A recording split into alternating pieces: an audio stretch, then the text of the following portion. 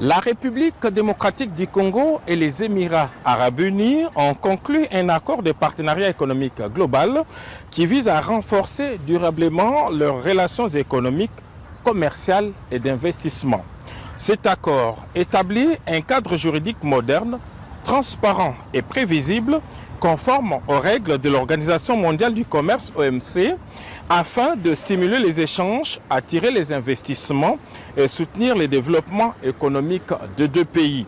Cet accord sera signé aujourd'hui, lundi 2 février 2026, au palais présidentiel, en présence de son Altesse Mohamed bin Zayed Al Nahyan, le président des Émirats arabes unis, et du président de la République démocratique du Congo, Félix Antoine Tshisekedi Tshilombo. Le chef de l'État congolais est arrivé en milieu de nuit à Abu Dhabi pour co-présider cette importante cérémonie, fruit d'une importante diplomatie silencieuse entamée depuis l'année 2021. Le chef de l'État est accompagné de quelques ministres sectoriels, dont Jean-Pierre Bemba, vice-premier ministre, ministre des Transports, Julien Paluku Kahongya, ministre du Commerce extérieur, et Louis Watoum, ministre des Mines. La ministre du Portefeuille et la vice-ministre des Affaires étrangères sont aussi présentes ici à Abu Dhabi. Les deux parties ont mis 2 ans pour élaborer cet accord qui comprend 17 chapitres. Parmi les principaux axes de l'accord figure premièrement la libéralisation du commerce des marchandises. L'accord de partenariat économique global prévoit l'élimination progressive des droits des douanes, la suppression des restrictions quantitatives et la facilitation des échanges, ouvrant la nouvelle opportunité pour les exportateurs congolais et émiratis.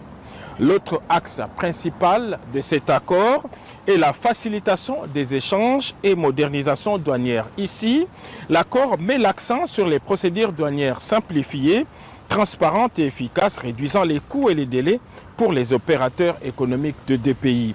On note aussi dans cet accord les règles d'origine, des règles précises et claires qui garantissent que seuls les produits réellement issus des deux pays bénéficient des avantages tarifaires, favorisant la transformation locale et la création des valeurs. Un chapitre est aussi dédié à la promotion des investissements. Ici, il est question de pouvoir protéger les investissements de la République démocratique du Congo et surtout son patronat. Illustre disparu 9 ans après sa mort, le président de la République Félix Antoine Tshisekedi Tshilombo, qu'accompagnait la distinguée première dame Denise Nyakeru, ainsi que maman Marthe Kassalou, veuve d'Étienne Tshisekedi Wamulumba, a tenu à honorer la mémoire de son père biologique disparu, mais dont l'héritage politique et moral continue d'inspirer des générations entières.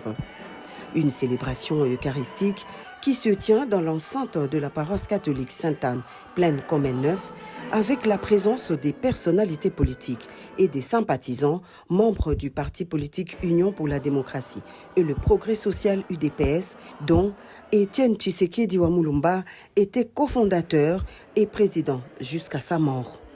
Tous ont tenu à rendre un hommage appuyé à celui qui est assurément considéré comme le père de la démocratie en République démocratique du Congo. Dans son homélie tirée de l'évangile de Matthieu au chapitre 5, verset 9, l'officiant du jour, l'abbé Jacques Mbayi, illustre son message sur les 8 béatitudes.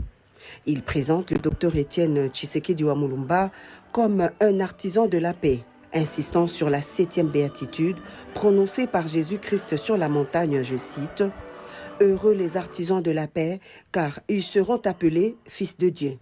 À cet effet, l'abbé Mbayi a admiré le parcours politique d'Étienne Tshisekedi, particulièrement son opposition, durant laquelle l'homme n'a jamais pris les armes pour lutter contre la dictature sous toutes ses formes.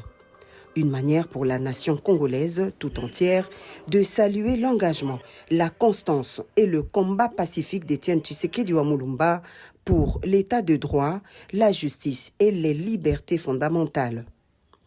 Décédé le 1er février 2017 à Uccle, à Bruxelles, Dr Étienne Tshisekedi Wamulumba était successivement commissaire adjoint à la justice en 1960, ministre de l'Intérieur entre 1965 et 1968, directeur général de l'École nationale de droit et d'administration ENDA de 1961 à 1965, député national et 4 fois Premier ministre en 1991, 1992, 1993 et 1997.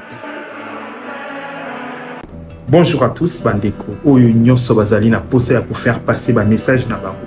Ba publicité na bango to pe ba promotion ya ba produit na bango. Adresse moko na Tosha TV. Bokoki ko contacter biso pour na publicité na bino nyonso. Na numéro na biso sur WhatsApp. To pe bokoki ko komela biso na adresse mail na biso. Bobanga te bandeko. To ko proposer bino ba campagne ya ba prix nyonso. Tozali na campagne ya une semaine. Tozali na campagne ya un mois. Tozali pe na campagne ya jour moko. Tokoki ko poster au jour moko na ba canal na biso nyonso.